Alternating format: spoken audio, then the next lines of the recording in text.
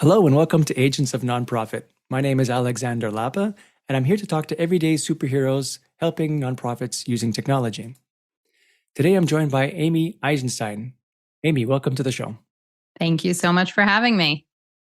So for those who are listening to you for the first time, I know you have your own podcast, so you're probably well known, and maybe some of my listeners have already listened to your podcast. But for those that don't, could you give me a brief intro of who you are and what you do? Absolutely.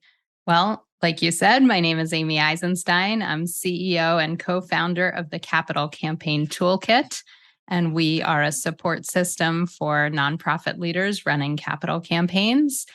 And as you mentioned, my podcast is called All About Capital Campaigns. I'm really happy to be here. So I always like asking the first question to my guests of how they got started working with nonprofits. Yeah, so I knew from a young age that I wanted to work with nonprofits. Right from college, I went to get a degree, master's degree in nonprofit management, master's in public administration, and I've been working in nonprofits for more than 25 years and consulting for almost 15 of those years. And I just always wanted to help people. It's just been an important part of my life. I did fall into fundraising, as I think many people do.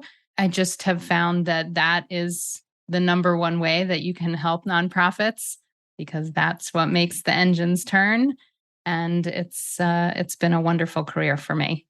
And then what does Capital Campaign Toolkit do? Is it an organization that offers specific services, or is it more of a workshop style, courses?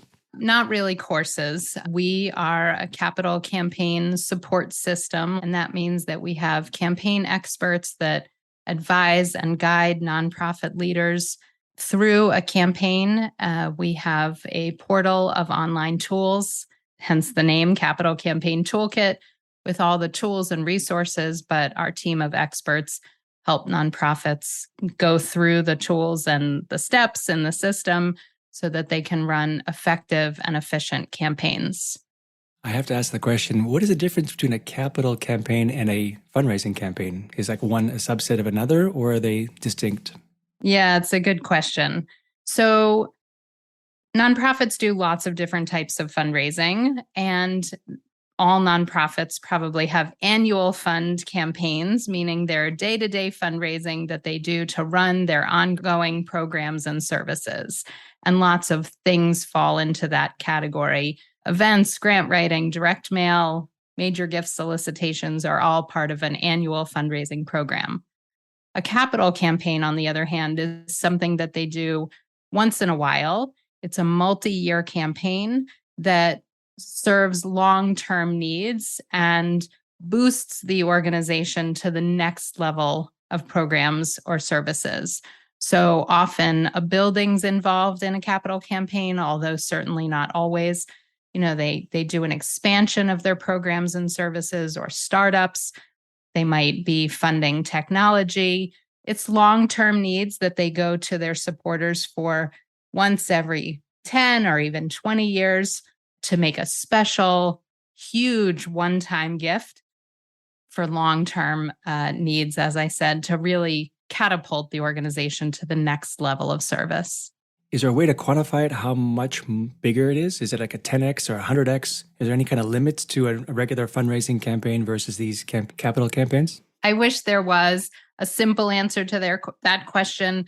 It's not. It's different for every organization. We work with organizations that are doing, on the small end of campaigns, anywhere from $3 million for their capital campaign. And those organizations might be raising $100,000 a year or maybe $500,000 a year, but now they need something that's, a $3 million or a $5 million campaign. We also work with organizations that are doing $50 and $100 million campaigns. And those organizations are building infrastructure and really technology and buildings to get their programs and services to the next level of service. And so, those might be $10 million or $15 million or $20 million organizations that are doing $50 or $100 million campaigns. And I imagine then that the tools that you would use for a regular fundraising campaign are very different than the ones you'd use for a capital campaign. Like a set of tools might work for one, but not work for the other because it's so many times larger. Can you identify certain points that speak to that? Sure, absolutely. I think it's about the capital campaign strategy that's really different. And the strategy for a capital campaign is that you start with the donors that are closest to your organization and that have the capabilities of making the largest gifts. And you go, it's sort of an inside out strategy and top down. We talk about it top down, meaning starting with the people who can make the biggest gifts and then going to your base for support, and from the inside out. So those people that are closest to your organization first, and then out to the community. So it follows a very specific format and has a very specific strategy. And you're right, these organizations are often raising 2, 10, or 100 times more than they do on a regular annual basis. And so they have to be strategic, planful, organized, disciplined. And so that's really where my team comes in and helps people understand how to approach, organize, and plan a campaign so that they can be successful. Yeah, it's a totally different strategy. It's like, for example, when I help certain clients and how I help small and medium-sized nonprofits is a very different way than I handle enterprise-level nonprofits. It's a different ball game altogether. So I imagine for the smaller organizations that don't do this very often, you mentioned every 10, maybe 20 years, I imagine it's very beneficial for them to reach out to you and to get guidance or to an external consultant for help.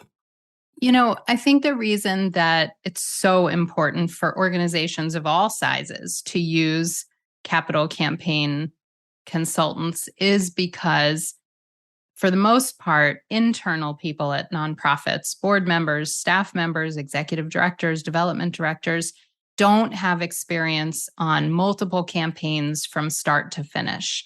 And so they may have somebody at their organization who's worked on the tail end of a campaign or the beginning of a campaign, or maybe was there through a campaign, but it was really run by a consultant. And so they don't really understand yet the strategy, the planning, and what goes into building a campaign. And so we really don't want anybody to wing it. There is a system, and if you apply the system, for the most part, campaigns are successful.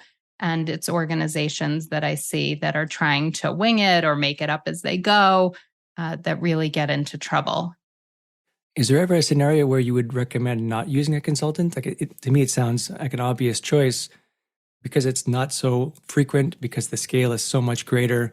Is it always the best case scenario for you to hire someone?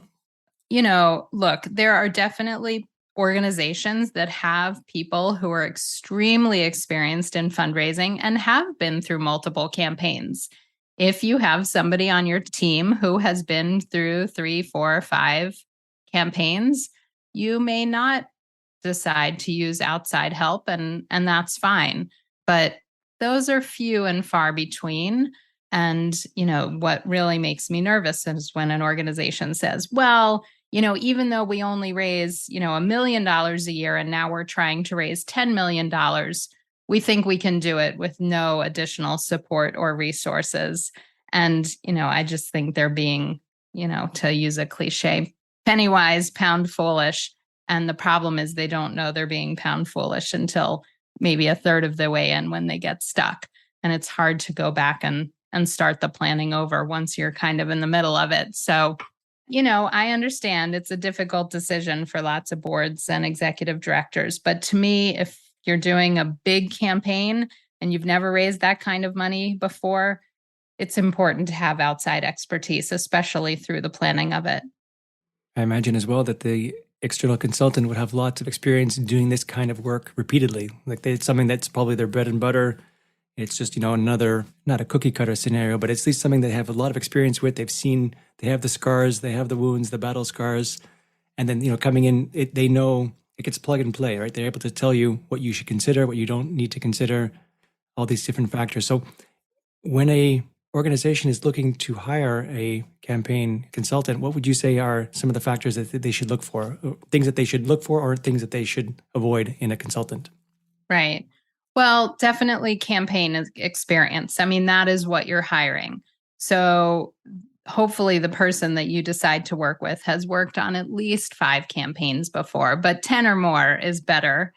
And, organizations that are of a similar scope, size, they don't have to be in your geography. They don't have to be exactly what you do. They don't have to be exactly your size, but they should be sort of have experience with kinds of nonprofits that you can relate to so that it makes sense that they would be able to translate their experience. And I would say that no campaign is exactly the same as any other. There's no cookie cutter, there's no one way, but there are patterns for sure.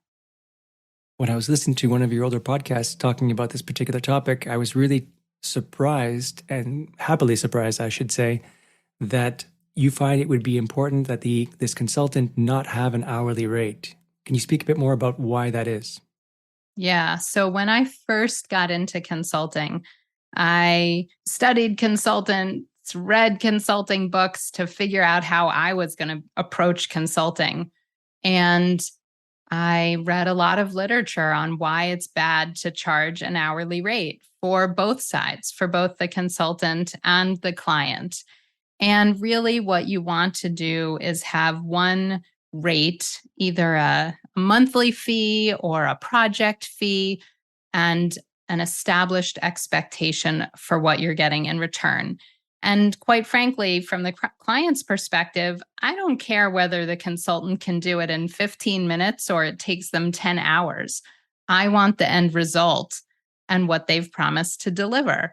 And, like I said, whether they can do it in an hour or 20 hours, it shouldn't matter to me. And I don't want anybody ever to feel nickeled and dimed. I want a client to feel like they can pick up the phone and call and ask questions, email me, and get all their questions answered, and that I'm not charging them in 15-minute increments or hourly increments. This is they're not hiring a lawyer here. They are hiring someone to make sure that their campaign is successful. And that's what the fee should be for. Does that make sense? Actually, it does. And it's a topic that's near and dear to my heart because I stopped charging by the hour over a year ago probably for the same reasons you just mentioned now, that when you work by hour, people measure your input and they don't measure your outcome. And that the outcomes are what really matter. It's what are the goals you're trying to achieve? How did we achieve them? Not about how many minutes or hours you spent on it. And Right. the second point of phone calls, the client should never have to make a business decision, a financial decision every time they want to need your help, right? They should be able just to get your help freely or part of the package without Yes. saying, is it worth, this number of hours or the same number of minutes? Right. So yeah, I mean, we could have a whole podcast just about not hourly billing, but I think, and it's a topic it's tough for some people because hourly billing is such an ingrained philosophy in so many organizations, for-profit, nonprofit, even lawyers, but there is a better way to do things. And I think that's a great comment to make and to share is that hourly billing probably is not helping you. Even though you think that everyone needs to use it because everyone does use it, it's actually counterproductive. Right. I think especially in the context of a campaign, you want to think about what kind of value you're getting from your consultant. So while a $50,000 price tag for consulting may seem high in the context of a $10 million campaign, it's a pretty small percentage. And so really just looking at what are you trying to accomplish and what value are they bringing to the project and how is that value priced in comparison to the end result. Absolutely. There was another subtopic you spoke about regarding external consultants that spoke to the fact that you should never, or avoid at least, either responding to or sending out RFPs, requests for proposals. Can you dive a bit further into that? Sure. So I think that an organization should not issue an RFP for a campaign because what they're doing is they are telling a consultant what they think they need. Often they're wrong or maybe not quite right. And what they're doing is putting all the consultants' answers into a square. And so they're often putting a square peg in a round hole by putting constraints in this RFP. What I think nonprofits should do instead is talk to colleagues and others in the field and say, who did you use for your campaign? What was your experience like with them? And should we consider them? And then pick 3 to 5 firms to interview and say, this is our challenge, or this is what we're thinking about. How would you approach it?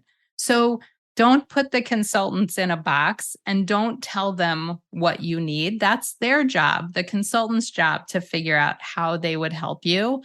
And by you telling them exactly what you need, you're really limiting the scope of answers. And I will tell you that the best and busiest consultants never respond to RFPs. Yeah, I stopped responding to them as well. And I heard you did as well. For that very reason, is that you're now competing against price, for example. That's the single metric that can be used to distinguish one consultant from another, because with the constraints of an RFP, you can't really distinguish yourself any other way. Yeah. So, I mean, do you want the cheapest help or the best help? That's what I always tell nonprofits. Price is a factor, but it's not the factor. And so really, you should focus on picking somebody that you want to work with, that's going to work well with your board members, that's going to work well with your staff, that's going to be highly responsive, that has experience, and that is a pleasure to work with. And if they cost more than another consultant that doesn't follow up and isn't good with your board members, to me, it's a no-brainer. I would pay more for the better value any day of the week. Yeah, if a consultant can bring you 10x of what they're charging, then to me, that's worth it. So then tying back to the Capital Campaign Toolkit, how does that toolkit help nonprofits? Yeah, so thank you for asking. We are so much more than a toolkit. We help nonprofit leaders who are in campaigns, heading into campaigns, preparing for campaigns with 3 main resources. One is we match them up with an expert campaign advisor who is their advisor, coach, mentor, guide through the process from start to finish. We also have, as the name would indicate, an online toolkit, an online portal of resources, tools, templates that they use side by side with their advisor through their campaign. So everything from a template and samples of campaign policies to gift range charts to budgeting templates to everything that they would need resources to implement their campaign. And their advisor guides them through that process. And the third piece of our support system is that we have weekly peer support calls. So they can call in. It's like office hours, or I lovingly call it fundraising therapy, where all of our clients are encouraged to call in to weekly calls that are facilitated by our expert campaign advisors and attended by their peers, and so that they can ask questions and learn from one another about how they're dealing with campaign challenges. And also, what I love most about it is that they learn questions get asked that you wouldn't even think to ask. So you get questions answered you didn't even know you had. And those who are farther along in a campaign get real pleasure out of helping and sharing their experience along the way for people who are a little bit behind in their campaigns. So it's a wonderful part of the toolkit support system. I would suggest, or I would think that it's one of the most valuable parts, actually, to hear what other people are going through, other organizations are going through, to ask questions that you didn't quite think of yourself. I mean, it's a real game changer. You get access to not just your expertise, but also the knowledge and the benefit of everyone else's experience as well. Yeah, they're magical calls, I have to say. It's a highlight for many of our clients. And then tying it to technology, because of course that's one of my favorite topics.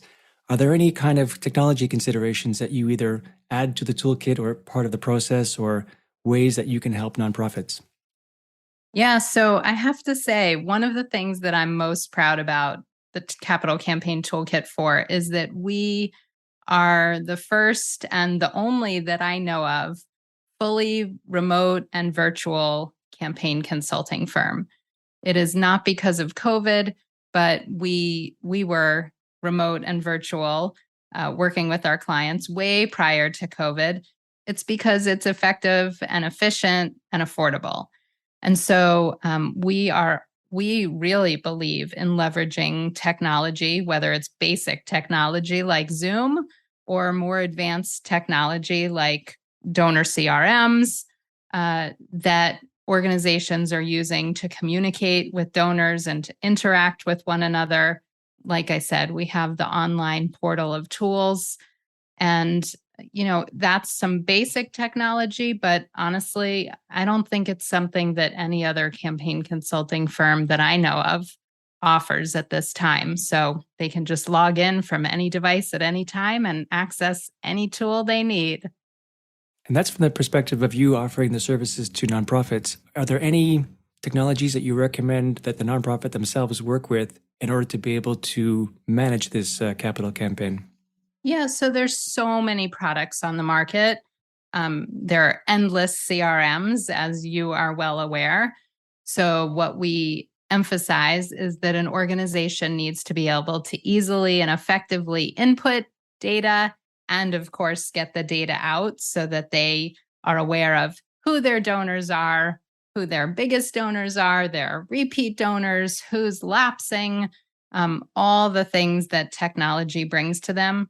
I mean, there's, basic technology tools that I think every organization should be using, like a program.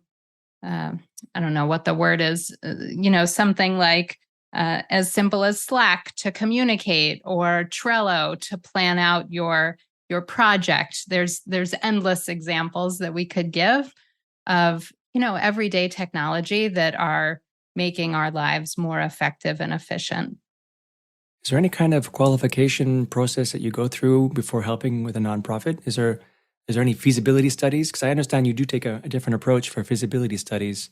Maybe we should take a step. What is a feasibility study and why is it important for a campaign? Yeah, that is a great question.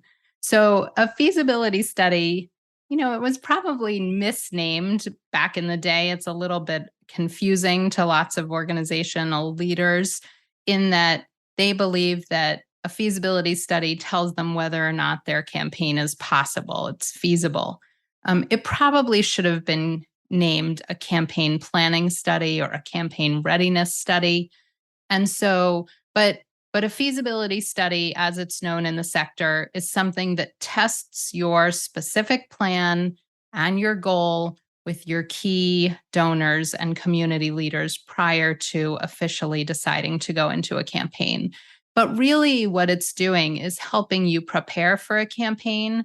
It's helping you develop a specific plan and narrow in on a lofty and yet achievable goal.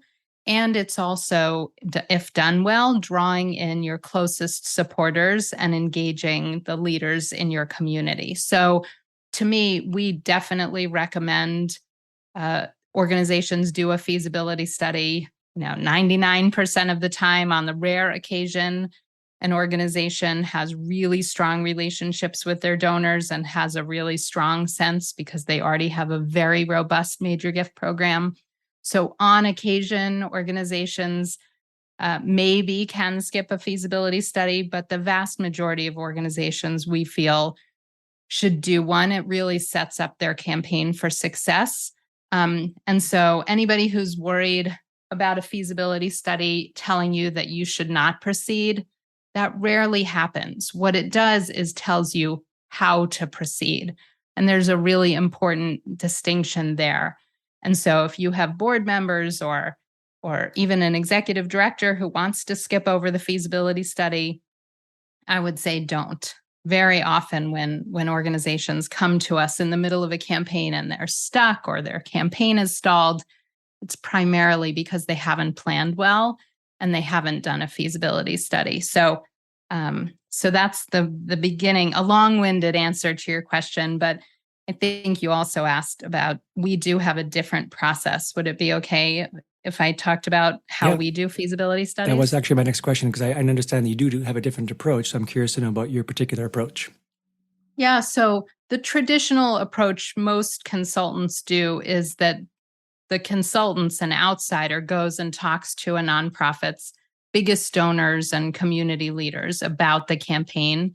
and collects feedback and analyzes it and makes recommendations to the board on how to proceed.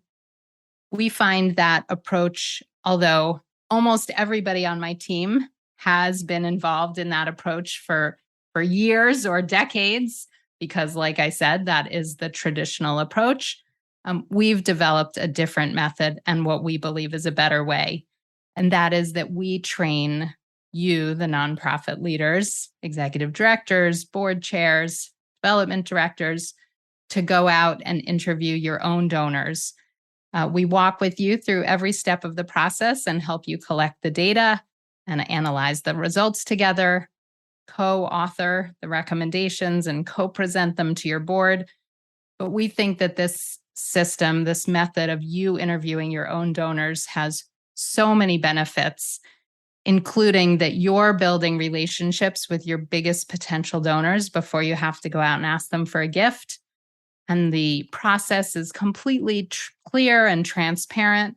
The interviews are not confidential and anonymous as they are when a consultant goes and interviews them. So you know exactly who said what, and you can get back to them and respond to them. And we're finding it to be just a much better process overall. I think that's a great approach because at the end of the day, it's about leveraging your existing relationships and building them and expanding on them. An external consultant might be, very charismatic, but they will not have the same relationship that you as a nonprofit have with your donors, and that you want to continue because obviously, I imagine at some point the consultant will leave when the campaign is finished, but you want that relationship to keep on going. So having that and strengthening that relationship between the nonprofit and the donor, I think, is a very important part. You're exactly right. And what we've found is that donors actually want to talk to the nonprofit leaders. They, for the most part, don't want to talk to outsiders or consultants coming in. They want to talk to people who are really going to see the campaign through and are in charge of the programs and services. They can have a much deeper conversation that way. So these feasibility studies, is it part of the assessment that you would take before taking on a client? Like, are there any qualification steps or qualifying steps, I should say, that you would go through to make sure that a nonprofit is ready for a capital campaign? So there are questions, of course, we ask when we're having an exploratory conversation with a new prospective client to see if they would be a good client for us to work with and if they want to work with our method.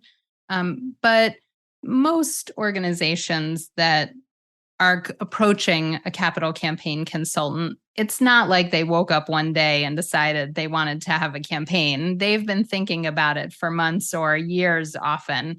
And so I would say for the most part, organizations that do approach us are ready to go into some form of campaign. Maybe it's not quite what they thought, or they need to flesh out the details still, but that's something that we would work with them on as we prepare for a feasibility study. We do have a readiness assessment on our website. So if listeners want to go to the Capital Campaign Toolkit website and go to our resources page, there is a readiness assessment that they can download and check off and see, do they have the right team in place? Do they have donors? Do they have a case for support? And they don't have to have that all in place and ready, but there's a continuum. And so we would definitely help with that assessment, but they can download it and start to do that self-assessment on their own. The general approach that I see here is that you're really teaching them how to fish, so to speak. You're giving them all the tools, making sure that they're taking all the right steps to make sure that they're successful. But is it more of a, once you have all the information, you're good to go on your own, or do you find that you have a long-term engagement with certain nonprofits? Most organizations we have a long-term engagement with. I think you're exactly right. We are absolutely teaching them to fish. And because this is such a project that is on such a scale and scope that is bigger than anything that they've ever done before, they often want to work with their advisor through the project. And so, sometimes the advisor is more of an accountability partner, a strategic thinking, brainstorming partner, a cheerleader at times. And so This is not often something that an organization really just wants to do themselves. We are giving them the tools and the resources so that they can empower themselves. And our expert advisors are there to bounce ideas off of, strategize with, plan with. And like I said, accountability and cheerleading is often a big part of the process too. Yeah, I'm sure.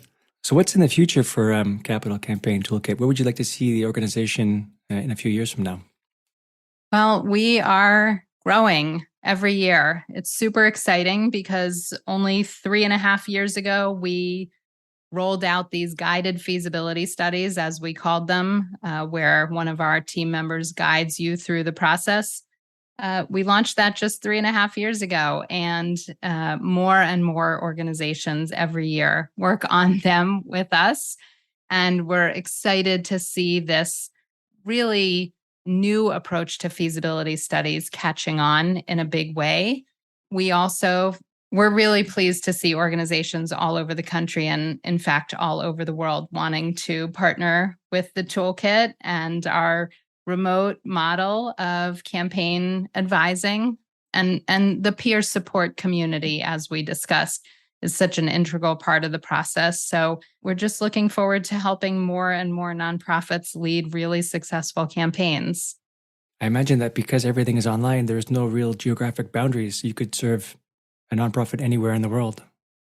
And we do. I have to say, we're so pleased to be helping nonprofits in several countries and almost all 50 states right now.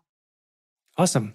So listen, this has been great. Lots of wonderful information. Where can people find more about you and this Capital Campaign Toolkit?